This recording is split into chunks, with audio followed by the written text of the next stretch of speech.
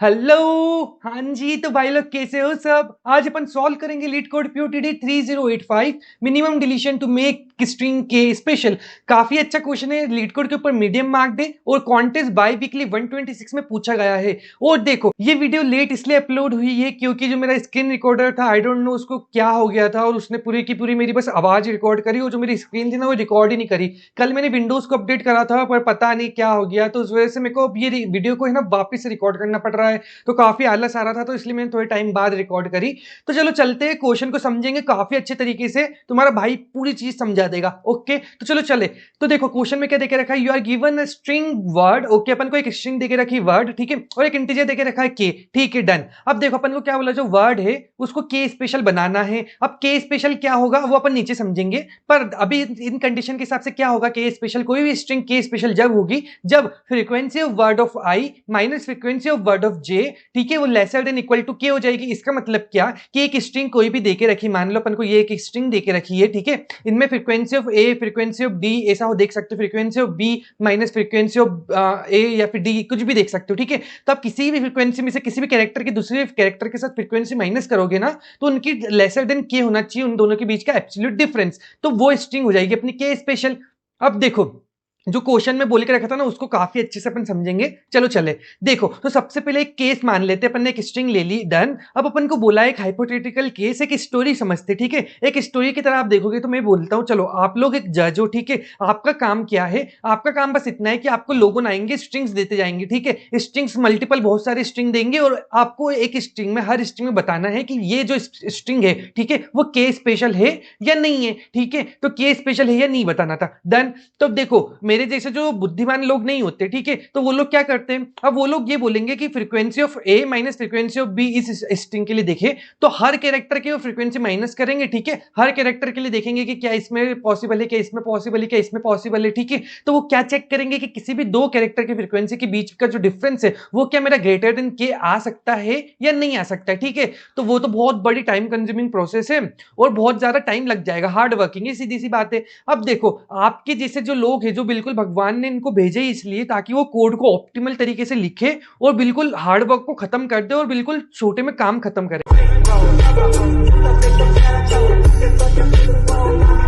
ठीक है। तो अपन ने बोला अपन ने तो इतने टाइम से मैथ पढ़ते हुए आ रहे हैं, ठीक है, तो मैथमेटिक्स का यूज करेंगे और डिराइव करेंगे कुछ ना कुछ खतरनाक चीजें। ओके तो देखो अपन ने क्या बोला कि अपन को कंडीशन क्या प्रूफ करना थी कि frequency of word of I minus frequency of word of J less than equal to क्या होना चाहिए, ठीक है, मेरे को ये बोला था। तो मैंने मैं मैथ वाला दिमाग घुमाया तो मैंने बोला क्या बोला कि अगर मैं वर्ड ऑफ ये वाली जो फ्रीक्वेंसी है उसको एज मिनिमम एज पॉसिबल लेके चलूं और ये वाली जो फ्रीक्वेंसी है उसको एज मैक्सिमम एज पॉसिबल लेके चलूं, ठीक है, जो भी अपन को स्ट्रिंग देके रखी उसके अंदर से फ्रीक्वेंसी आएगी, ऑफकोर्सली बात है ये तो। ओके तो अगर उन दोनों के बीच का जो डिफरेंस है वो जो डिफरेंस है वो ग्रेटेस्ट पॉसिबल डिफरेंस होने वाला है, ठीक है, मतलब आप बड़े में से छोटा माइनस करते हो तो वो ग्रेटेस्ट डिफरेंस पॉसिबल देगा, ठीक है, क्योंकि ये ग्रेटेस्ट ये स्मॉलेस्ट है ये ग्रेटेस्ट है करंट एरे के अंदर फ्रीक्वेंसी के अंदर। ओके तो फिर अपन ने बोला क्या बोला कि जो ग्रेटेस्ट डिफरेंस है, ठीक है, ग्रेटेस्ट डिफरेंस अगर laser than equal to K है तो जितने भी फ्रीक्वेंसीज उन दोनों के बीच में आ रही होगी, ठीक है, उन दोनों के बीच में जितनी भी फ्रीक्वेंसी आ रही होगी उनका जो फ्रीक्वेंसी का डिफरेंस आएगा वो हमेशा लेसर देन इक्वल टू के रहने वाला है,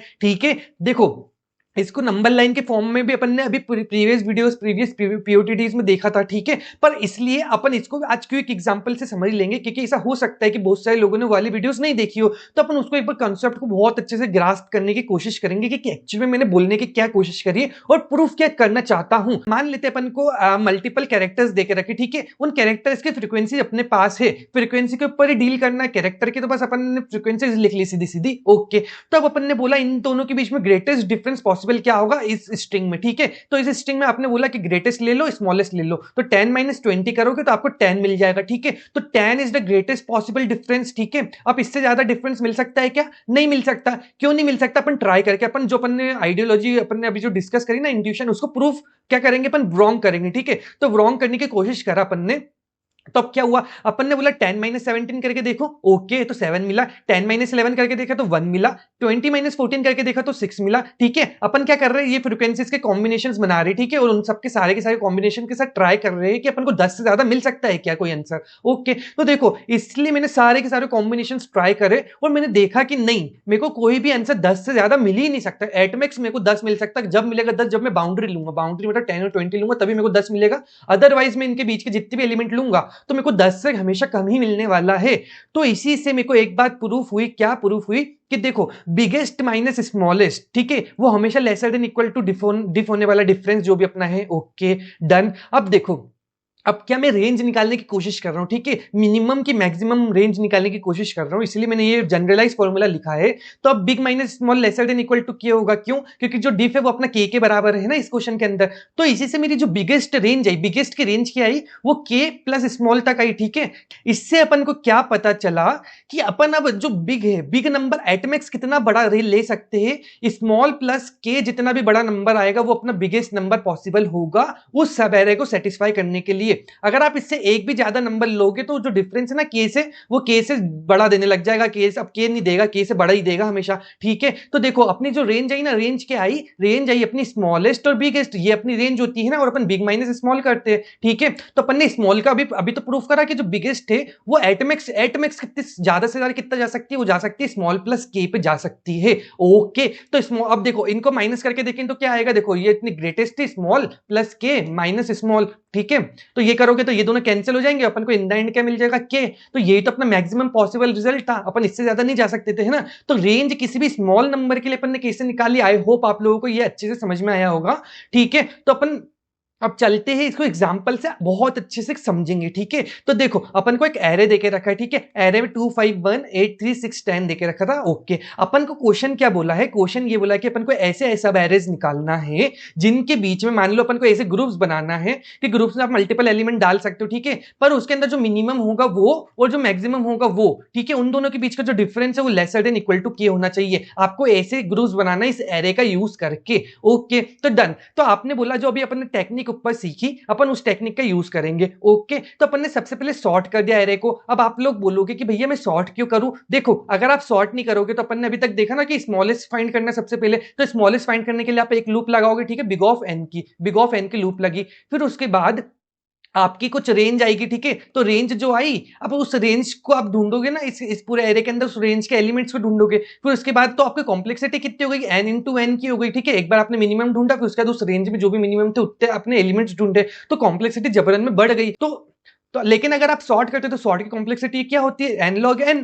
ठीक है, तो इसी से मेरे को क्या समझ में आया कि देखो अगर अपन देखिए मान लेते ये वाली रेंज अपनी आती 1 की रेंज ये आई, तो ठीक है, तो जो भी एलिमेंट्स आने वाले सॉर्टिंग ऑर्डर में वो हमेशा पहले ही अंदर बीच में रेंज में आई जाएंगे ना। तो अपन normal single big of N traversal में सारी की सारी रेंज कवर कर सकते हैं। ठीक है, और स्मॉलेस्ट नंबर भी अपन को सीधे सीधे मिल जाएगा, जो भी पहले नंबर पे लिखा हुआ स्मॉलेस्ट होगा, फिर नेक्स्ट स्मॉलेस्ट मिल जाएगा। ठीक है, ऐसे नेक्स्ट मिल जाएगा। तो आई होप आप लोगों को सॉर्टिंग का कंसेप्ट समझ में आया होगा। ठीक है, अपन ने यही सेम कंसेप्ट अभी प्रीवियस पीओटीडी जो कर रहे थे ना अपन ने सॉल्व अभी तक करे, उनमें भी सेम यूज करा है, और उसके अंदर सॉर्ट करके अपन ने सॉर्ट इसलिए करा था ताकि अपन रेंज वाली जो टेक्निक है, रेंज वाली जो टेक्निक बहुत अच्छी है उसको यूज कर पाए। ओके, अब इसके अंदर अपन ने एक एरे दे दिया और के दे के रखा है। ठीक है, तो उसी पे अपन कंपटीशन करेंगे। ठीक है, तो अपन ने बोला कि सबसे स्मॉलेस्ट क्या है, स्मॉलेस्ट सबसे मिले, स्मॉलेस्ट सबसे ज्यादा मेरे को जो मिला है वो 1 है। तो मैंने बोला 1 की रेंज निकालो। ठीक है, तो 1 की रेंज क्या है, 1 कॉमा 1 प्लस के। ठीक है, तो के मेरे को 2 दे के रखा था, तो 1 प्लस 2 क्या हो गया मेरे पास 3। तो मेरी रेंज क्या है 1 से लेके 3 तक की। ठीक है,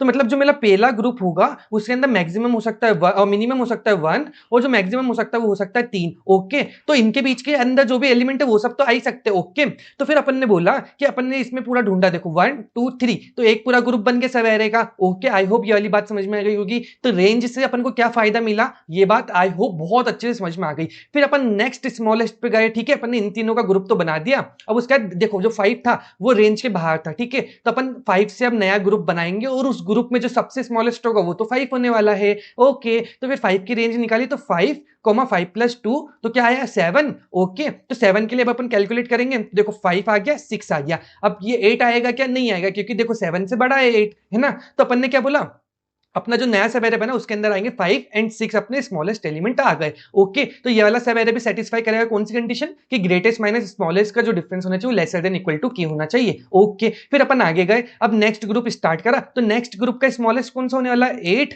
है ना। फिर उसके बाद 8 की रेंज निकाली सबसे पहले, ठीक है, तो 8 से 10 तक की रेंज आई। फिर अपन ने बोला कि 8 और 10 को अपन ने सब एरे बना लिया, फिर उसका एरे खत्म हो गया, ठीक है, तो इन दोनों को भी अपन ने यूज कर लिया। डन। आई होप अपन को रेंज कैलकुलेशन बहुत अच्छे से समझ में आ गई होगी। अब देखो जो क्वेश्चन नंबर 2294 है ना लीड कोड का, उसको आप करने का ट्राई करना। इसके अंदर अपन ने सेम आइडियोलॉजी इसी की जो क्वेश्चन में यूज करी थी ना वही यहाँ पे डिराइव करी और वही यूज करेंगे अपन इस क्वेश्चन को सॉल्व करने के लिए। ओके, आई होप आप लोगों को यहां तक बहुत अच्छे से समझ में आ गया होगा। ये बिल्कुल बेस है, इसी के ऊपर अपन क्वेश्चन सॉल्व करने वाले, तो ऊपर वाला पार्ट समझना बहुत इंपॉर्टेंट था। ओके, तो अपन आगे बढ़े। अब आगे बढ़े तो क्या हुआ, देखो ध्यान से, अपन ने बोला जो ऊपर वाला कॉन्सेप्ट अपन ने सीखा है ना उसी कॉन्सेप्ट को यूज करेंगे और इस क्वेश्चन को सॉल्व करेंगे, ठीक है। तो अपन को एक स्ट्रिंग देके रखी थी इस क्वेश्चन के अंदर, ओके, और के देके रखा था। डन। अब अपन को देखो, अपन ने नंबर्स में फ्रीक्वेंसी निकालना सीख ली, नंबर्स में जो रेंज से सब एरेज बनाना सीख लिए। अब अपन वही सब एरे बनाएंगे अपने कैरेक्टर्स का यूज करके। ओके, तो अब इनमें कैसे सब एरेज बनाना वो चीज सीखेंगे, ध्यान से देखना।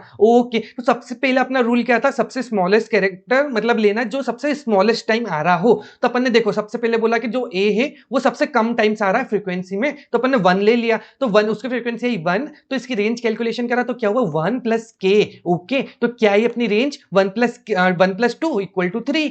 उसी रेंज का यूज करके अपन देखेंगे कि कौन कौन से ऐसे कैरेक्टर है जो इस रेंज के अंदर उनकी फ्रीक्वेंसी लाई कर रही होगी, ठीक है। तो अपन ने ट्रैवर्सिंग स्टार्ट करी, तो अपन ने देखा कि देखो इस सब एरे में सबसे पहले सब एरे अपन ने ये वाला बनाया। ओके, तो इसके अंदर फ्रीक्वेंसी कितनी आई, बी की 2 आई, तो 2 - 1 करके देखा तो के आई, कितनी आई 1 आई, 1 इज लेस देन के है। ओके, फिर अपन ने देखो सब एरे को एक्सपांड करा, क्यों एक्सपांड करा, सीधी सी बात है क्योंकि अपन चाहते थे कि अपन कितनी बड़ी लेंथ बना सकते हैं ना, अभी अपनी रेंज तो 3 तक की थी। ओके, मतलब 3 एलिमेंट्स आ सकते हैं एटमेक्स, ओके, किसी भी एक कैरेक्टर के। अब अपन गए आगे, तो अपन ने बोला यहाँ पे सी के पूरे कैरेक्टर्स लिए, तो सी के भी सारे कैरेक्टर आ सकते क्यों, क्योंकि 3 - 1 इक्वल टू 2 होता है और 2 is lesser than equal to K है। ओके, यहां तक तो आई होप कोई दिक्कत नहीं हुई। ओके, अपन ट्रैवर्स करते करते आगे गए, अब अपन ने देखा कि देखो ये वाली पूरी रेंज ले ली, अब ये वाली पूरी रेंज ली तो इसके अंदर डी अब मैक्सिमम हो गया। अब डी की मैक्सिमम फ्रीक्वेंसी क्या थी 5, और जो इसमें स्मॉलेस्ट था वो तो अपने स्टार्टिंग में था 1 वाला। ओके, तो 5 - 1 करा तो वो मेरा 4 आ गया। अब जो 4 है वो तो ग्रेटर देन मेरा के है ना, यही चीज तो अपन ने सीखी। तो क्या ये पॉसिबल हो सकता है, देखो रेंज के बाहर हो गया, रेंज के बाहर हो गया था, इसका मतलब यही बात अपन ने यहाँ पे सीखी थी ना कि जैसे कोई रेंज के बाहर होगा तो वो के से ज्यादा डिफरेंस प्रोड्यूस करने लग जाता। तो के मेरा 2 था, तब वो ऑफकोर्स देखो 4 प्रोड्यूस कर दिया, इस केस में तो ज्यादा हो गया ना, ज्यादा हो गया।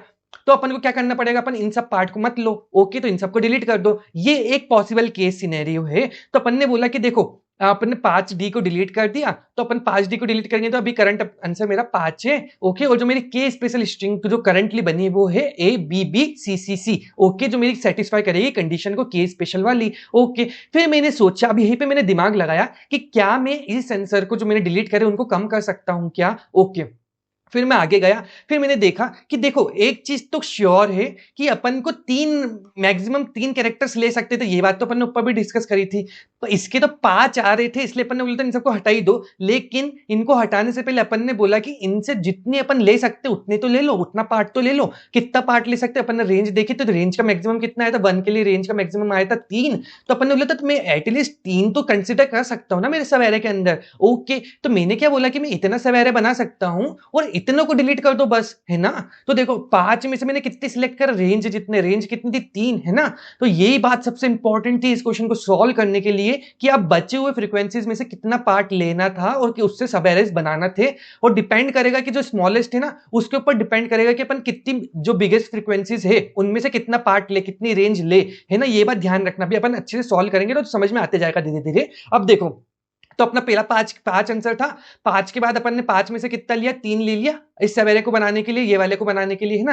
तो अब इसके अंदर जो मैक्सिमम फ्रीक्वेंसी वो तो 3 ही रहेगी, तो 3 - 1 तो 2 ही आएगा, है ना। यही बात थी। तो फिर अपन ना आंसर कितना डिलीट करना पड़ा, सिर्फ इन दोनों को डिलीट करना पड़ा, ठीक है। तो कितना डिलीट करना पड़ा, डी को डिलीट करना पड़ा, अपना आंसर आ गया 2। तो 5 से अपन ने कितना श्रिंक कर दिया आंसर को, 2 को। ओके, फिर अपनी जो स्पेशल स्ट्रिंग बनी वो क्या बनेगी, ABBCCC DD। Okay, I hope ये वाली बात समझ में आ गई। तो अपन ने ए की बेस स्ट्रिंग पॉसिबल फाइंड कर ली है। अब अपन आगे गए, अब अपन ने बोला था अपन को नेक्स्ट जो स्मॉलेस्ट है उसके ऊपर ट्रेवर्स करना, हो सकता है कि ये वाली अच्छी बना रही हो। ओके ठीक है, तो अपन देखते हैं। अब अपने बी की क्या आई फ्रीक्वेंसी 2 आई। अब ये वाला जो एलिमेंट है ना वो परमानेंटली डिलीट करना ही पड़ेगा अपन को हर बार। क्यों कर डिलीट करना पड़ेगा? क्योंकि अगर इसको यूज करेंगे तो इसकी फ्रीक्वेंसी क्या थी 1, तो फिर कभी जो बी की फ्रीक्वेंसी जो 2 है वो कभी मिनिमम हो पाएगी क्या? नहीं हो पाएगी, सीधी सी बात है। ओके फिर अपन आगे गए, अपन ने ट्रेवर्स करा और देखा कि क्या सी को मैं ग्रुप में ले सकता हूं क्या? हाँ देखो 3 - 2 करोगे तो आप 1 आएगा और 1 is lesser than equal to K है, के अपना 2 था है ना, तो ये वाला तो पॉसिबल है। ओके फिर मैंने बोला क्या मैं डीज को ले सकता हूँ कि सबकी सब?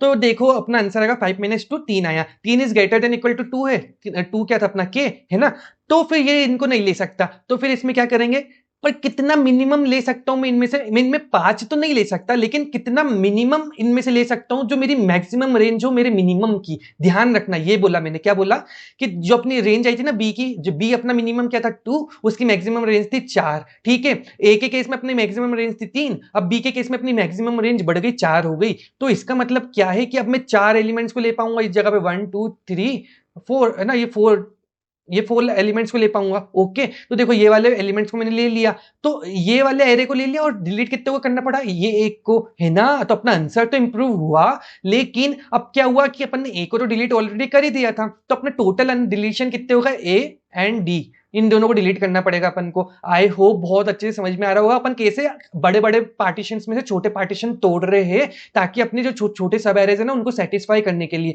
बहुत इंपॉर्टेंट कंसेप्ट है, काफी ज्यादा यूज होने वाला है, तो ध्यान से समझते जाना। और अगर कहीं पे समझ में नहीं आए ना तो एक बार खुद ड्राइव करके देखा करो, लिख के देखा करो कि कैसे एक्चुअली में हो रहा है। ओके फिर अपन ने देखो स्ट्रिंग आई, स्ट्रिंग क्या आई? बीबीबी सीसीसी डीडीडी है ना, ये वाली स्ट्रिंग तो अपनी बन गई। ओके फिर अपन ने डिलीट क्या करा? ए और डी को, तो अपना आंसर 2 का 2 ही रह गया, पहले 2 था और अभी भी 2 है, तो कोई अच्छा आंसर नहीं बना, लेकिन इससे आपको ये समझ में आया कि मेरी एक और के स्पेशल स्ट्रिंग पॉसिबल थी इसके अंदर। ओके अपनी इसे बहुत सारी के स्पेशल स्ट्रिंग पॉसिबल हो सकती है, तो अपन इनको भी देखते हुए जा रहे हैं। ओके फिर अपन आगे गए, अब देखो बी का पार्ट कंप्लीट हो गया, तो अपन ने परमानेंट डिलीट कितने कर दी? 3 तो अब हटेंगे हमेशा की हमेशा।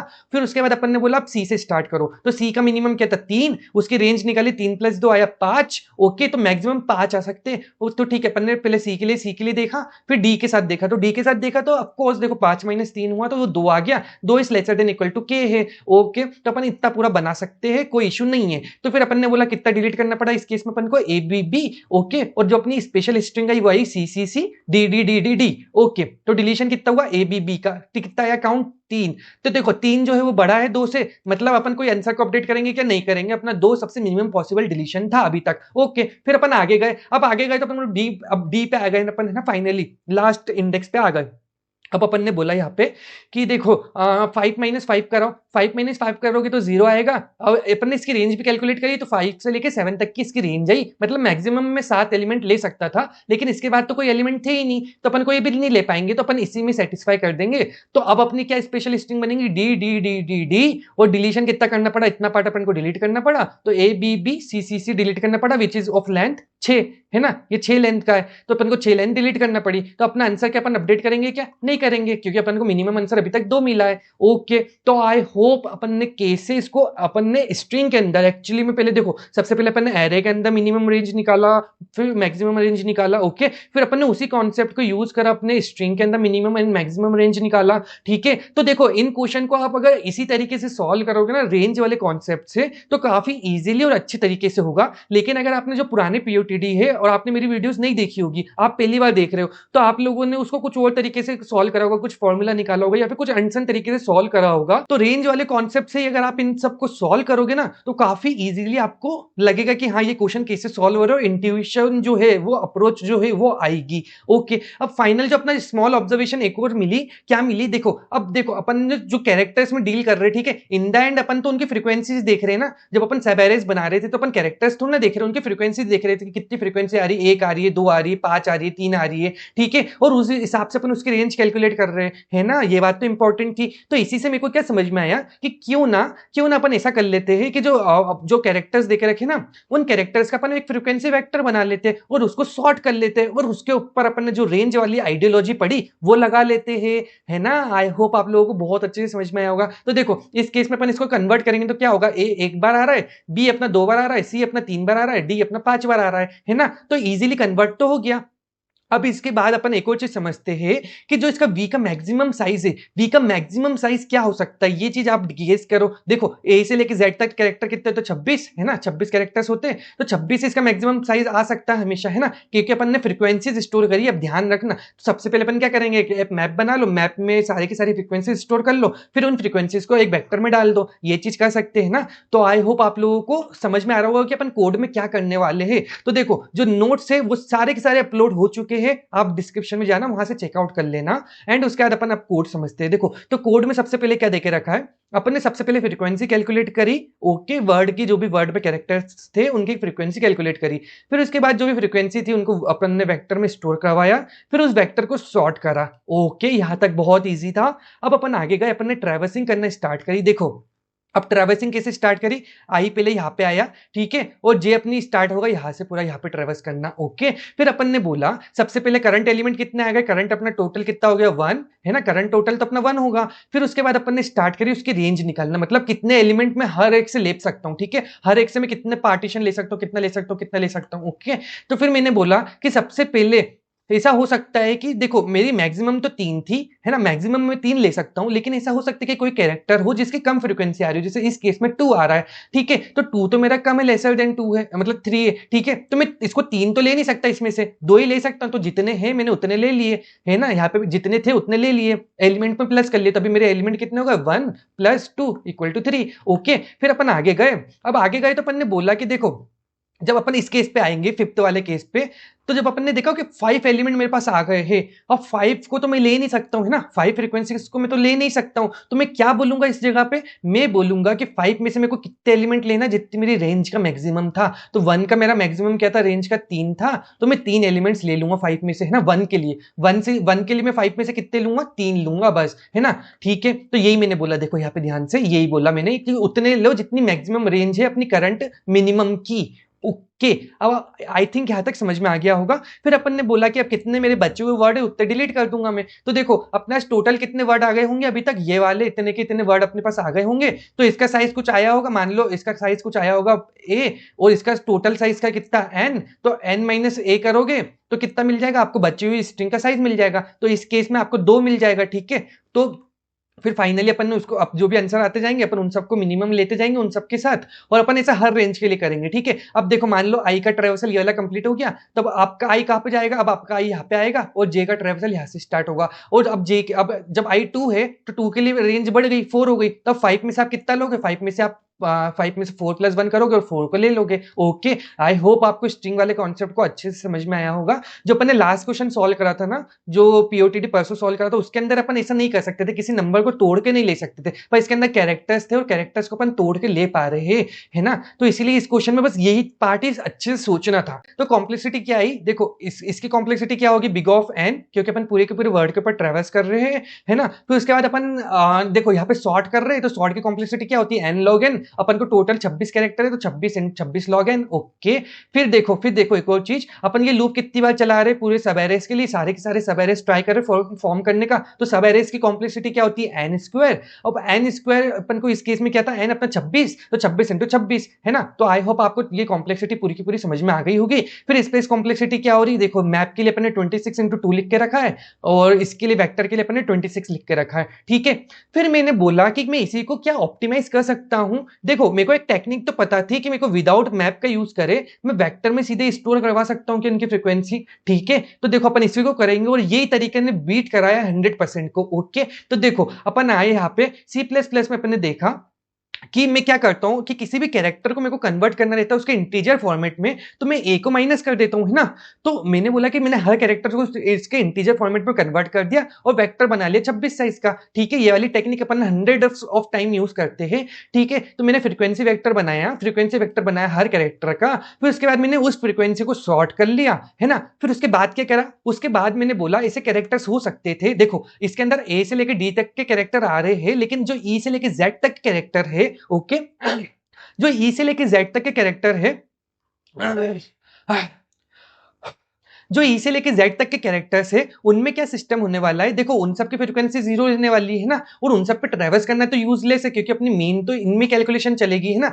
तो इसीलिए मैंने बोला कि जिन जिन की भी फ्रीक्वेंसी जीरो है उन सब पार्ट को अपन स्किप कर दो, इजी बात है ना। तो जो भी जीरो वाली फ्रीक्वेंसी थी उनको स्किप कर दिया और अपना मेन जो एरे था इनके पहले जीरो जीरो आ सकता है, फिर अपना जो मेन एरे वो तो स्टार्ट यहां से होने वाला है। ओके, अब देखो फिर अपन ने जो आगे वाला कॉन्सेप्ट है ना वो एज इट इज अपन ने यूज करा, जो अपन ने मैप में यूज करा था सेम अपन ने रेंज कैलकुलेशन करी, जो ऊपर है ना same as it is copy paste करके रखा है, कोई नया एडिशन नहीं करके रखा है। ओके, तो ये वाला कोड आई होप आप लोगों को ऑप्टिमाइजेशन कैसे करा मैंने वो चीज समझ में आ गई होगी। फिर अपन आगे बढ़ते, अब देखो इसी के बाद मैंने बोला देखो पहले पहले पहले जो स्पेस कॉम्प्लेक्सिटी थी ना वो मेरी कम हो गई, जो मेरी 26x2 की स्पेस कॉम्प्लेक्सिटी आई थी ना ऊपर, जो मैप था मैप की मैंने कॉम्प्लेक्सिटी बिल्कुल हटा दी स्पेस वाली, लेकिन जो टाइम कॉम्प्लेक्सिटी थी वो एज इट इज रह गई मेरी।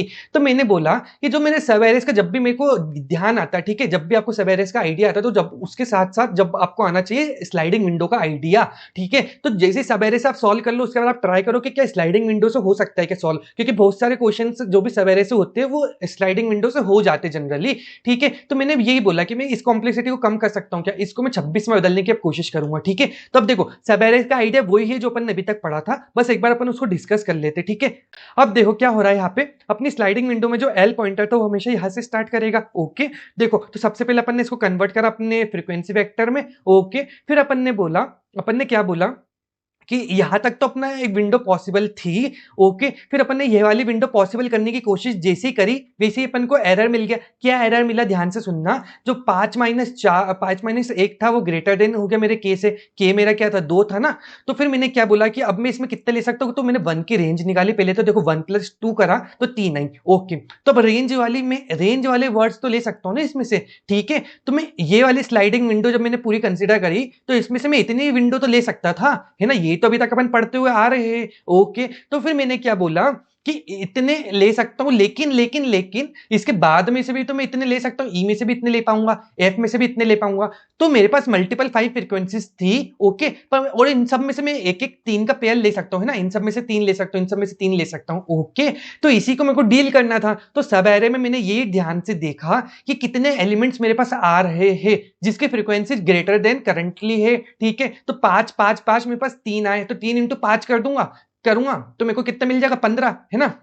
तो मेरे को पर एक्चुअली में कितने लेने थे कैरेक्टर्स, 3 मेरे को एक्चुअली में 9 कैरेक्टर्स लेना पड़ेंगे इससे, ठीक है। तो 15 - 9 करूंगा, 15 - 9 करूंगा तो मेरे को कितने मिलेंगे 6, है ना। तो 6 कैरेक्टर्स ऐसे होने वाले हैं जो मेरे यूजलेस होने वाले हैं, लेकिन जो बचे हुए कैरेक्टर्स है मैं उन सबको मेरी विंडो के अंदर रखने वाला हूं। ध्यान से सुनना, अगर आपको ये चीज समझ में नहीं आई होगी तो वापस एक बार रिप्ले कर लेना पीछे करके, ठीक है। तो देखो अपना यहाँ पे अपनी जो पूरी विंडो थी उस विंडो में से कितने एलिमेंट्स लेना पड़े उसका फॉर्मूला क्या आएगा, टोटल एन, मतलब जितने अपने यहाँ पर ये वाला एन है वो, और फिर उसके बाद अपन ने बोला आज यहाँ पे है उतने का माइनस कर दो, मतलब ये वाला माइनस कर दो इतने पार्ट को, ठीक है। तो आपको बचे हुए सारे एलिमेंट्स मिल जाएंगे, उनमें से मेरे को कितनी लेना है, कितने एलिमेंट्स निकालना है, कितने पार्टीशन निकालना है, वो मेरी रेंज से पता चलेगा। रेंज किसकी रेंज, मिनिमम की रेंज से पता चलने वाला है। ओके, तो मेरे को 3 इन सब से निकालना था, ठीक है। तो इसलिए मैंने फॉर्मूला क्या बना, n-r से अपन को इतना पार्ट मिल गया, मतलब कितने एलिमेंट्स थे टोटल, ठीक है। अब इन एलिमेंट्स में से कितना पार्टीशन लेना है वो रेंज बताएगा मेरे को, ठीक है।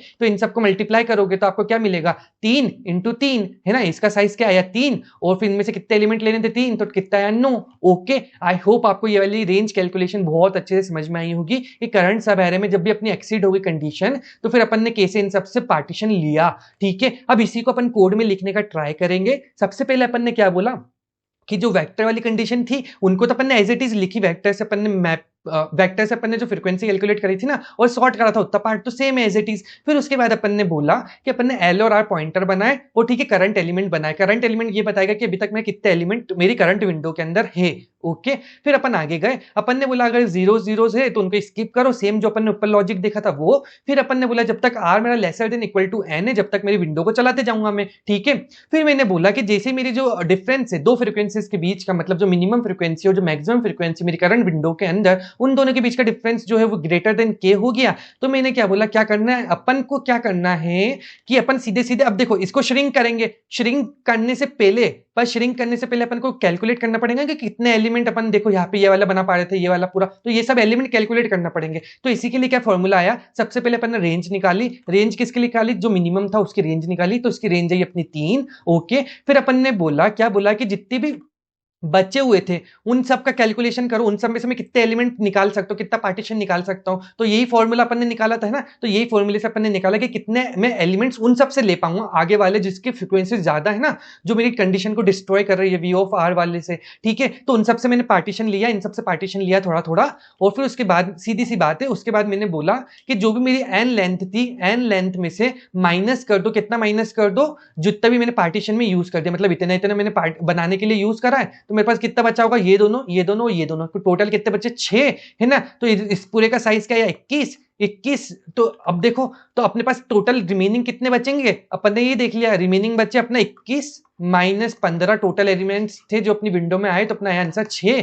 तो अपन ने बोला कि रिमेनिंग हो गए 6। अपन ने देख भी लिया कौन कौन से बचे थे, 2 डी बचे, 2 ई बचे और 2 एफ बचे। ओके, आई होप ये वाला पार्ट समझ में आ गया। फिर उसके बाद अपन ने क्या बोला, जो विंडो है एल हटा के अब नेक्स्ट विंडो यहाँ पे चले जाएगा, एल हटा के एल यहाँ पे चले जाएगा। ओके, अब अपनी विंडो क्या हो गई, श्रिंक हो गई। अब श्रिंक होने के बाद अपन ने देखा 2 माइनस 5, 5 माइनस 2 देखा कितना आया, 3 आया। 3 मेरा ग्रेटर देन मेरे के से है। ओके, मतलब मेरे को और श्रिंक करने की जरूरत है, एल को यहाँ पे ले जाने की जरूरत है। लेकिन एल को यहाँ पे ले जाने से पहले मैं क्या बोलूंगा कि देखो, अब ध्यान से देखना कि सबसे पहले मैंने इतने एलिमेंट तो ले लिए, मेरे करंट विंडो में 5 एलिमेंट तो थे, लेकिन मैं इन सब में से कितने एलिमेंट चुरा पाऊंगा, कितने एलिमेंट चुरा पाऊंगा, ये मेरे को रेंज निकालना पड़ेगा 2 की। तो 2 की रेंज है 2 + 2 = 4, ये अपना के है ना।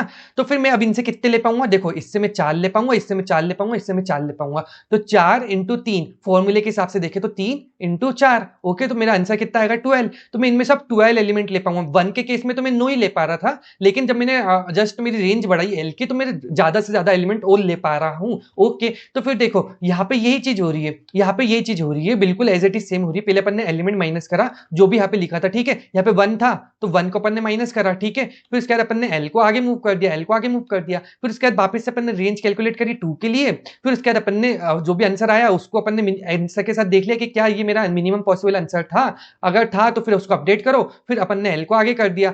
ओके, और एल जब तक आगे होगा जब तक अपन ना जो ये फ्रीक्वेंसी का डिफरेंस है ना वो ग्रेटर देन के है, ग्रेटर देन के है, तो फिर अपन आगे बढ़ाते जाओ एल को। ओके, फिर उसके बाद जो भी अपना आर आएगा, उसके बाद अपन आर जो भी आर पे लिखा उसको ऐड कर दिया अपन ने करंट टोटल एलिमेंट में। ठीक है, मान लो इस जगह पे अपनी विंडो स्टेबलाइज हो गई, ठीक है, तो अब विंडो स्टेबलाइज हो गई तो 3 + 5 कर दो, तो अपने अब विंडो में कितने एलिमेंट हो गए, 8 एलिमेंट हो गए। ओके, एल और आर अपना यहाँ पे है। ओके, फिर अपनी आर को अपन ने आगे बढ़ा दिया, फिर इसे आर आगे बढ़ते जाएगा और फिर ऐसे पूरी कैलकुलेशन होती जाएगी।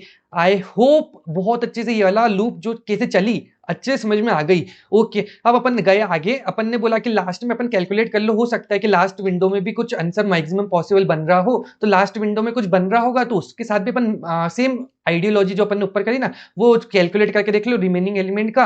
और जो करंट विंडो, मतलब मान लो करंट विंडो मेरी ये वाली थी, तो उसमें से मैं टोटल माइनस कर दूंगा। बेसिकली सिंपल मैथ है और कुछ भी नहीं है।